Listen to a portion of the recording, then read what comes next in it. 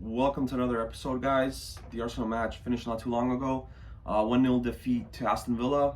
After we had turned the corner, so to say, on the season, we've now lost two in a row, and looks like that climb to the top four, top six, wherever you want us to finish, is going to be a lot tougher. Look, I'm an optimistic. I think we can finish in the top four because of the struggles other teams have had. We just got to put it together a successful run. Anyways, we're not here for that.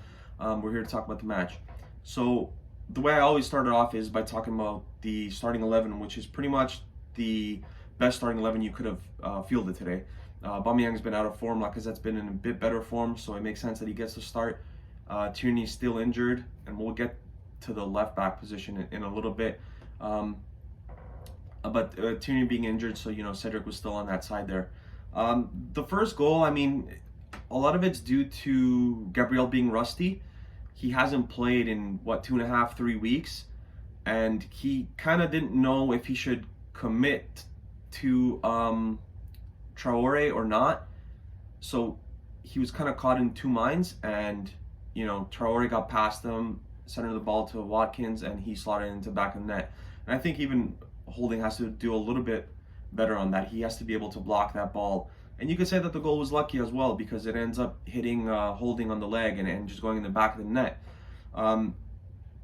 The first situation that we had that kind of under a microscope already is the Konsa yellow card, red card, whatever you want to call it, on Bukayo Saka. So, like, we've all seen reds given for this stuff. It looked like he was the last player on defense. Like, no one was going to catch Saka if he got by Konsa. So there's a shout for a red card there. Like I said, we've seen it given before. I'm not too sure if there was anyone on the other side, on the opposite side, which is the left side, who could have caught Saka. But, I mean, if Saka gets by Konsa, it's one-on-one with the goalkeeper. So that's a talking point, obviously, because it could have changed the match.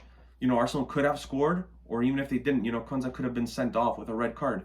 So it's a very interesting talking point, and it's going to be interesting to see what some of the other people say who have better knowledge of the game than myself, obviously, think of that card and where it should have gone, or if that was fair enough.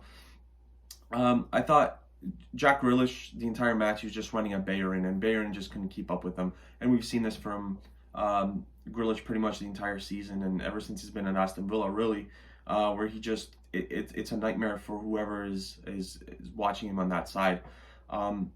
So to the left back position, this is the issue with not going out and bringing in a left back who's a natural left back, and now you have to play a makeshift back line where you have right backs playing left backs or whatever the case may be. And this could cost us, because Tierney's been a little bit injury prone since he's been at Arsenal. He's missed a bunch of games, a number of games, due to injuries. And it just seems like it's those nagging injuries that where you miss like a week or two, and then you come back, you play for a month, and then you're out for another week or whatever it may have been. The crossing and the finishing product today was awful. Every time we had a chance to whip in a ball, it was terrible. It was, first of all, nowhere near the target, or secondly, it was right onto the heads of the Aston Villa back line. So that's something that needs to get a lot better. It got better when Saka went to left back, which is unfortunate that he even had to do that, seeing as how well he plays as a left midfielder. And now you have to resort to him playing, again, left back, where he has more defensive duties. He has to attack, he has to do a whole lot of stuff, and where he spent basically the entire match already attacking, and he's, kind of low on energy at this point. So I hope it doesn't cost us this season, but if we could have brought in a left back, it would have been on loan. It would have been a very good decision, and not having that hopefully doesn't cost us going forward.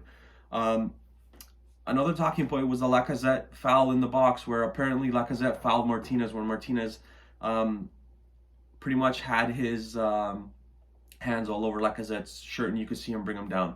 Look, it's a clean PK. I really don't know what the issue is here, unless there was an offside call on that play. I mean, there's nothing to really discuss. I get that he's in Martinez's 6-yard box, but he's not doing anything. He's standing there waiting for the ball to be crossed.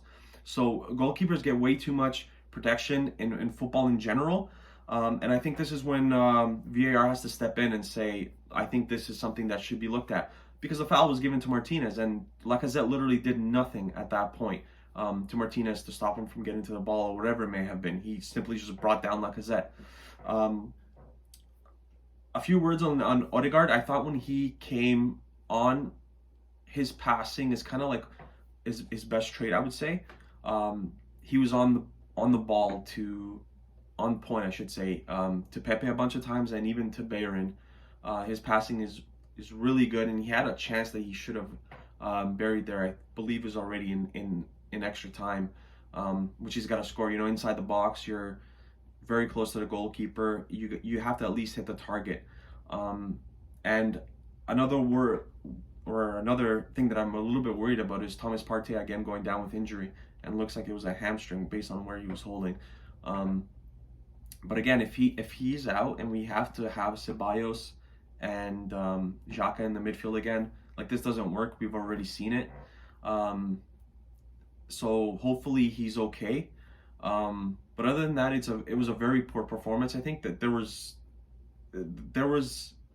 maybe a span of 10-15 minutes where we did attack a lot, and then, you know, Thomas Partey goes off with the injury, and it kind of, you know, deflates the game for us, and Willian comes on and it didn't do anything, like, yet again, and which begs the question, like, when are we going to see Martinelli again, because he doesn't seem to be getting any playing time yet again. So it's going to be going forward, it's going to be a very interesting decisions to be made. Hopefully Thomas Partey is okay, and it's off to the next one.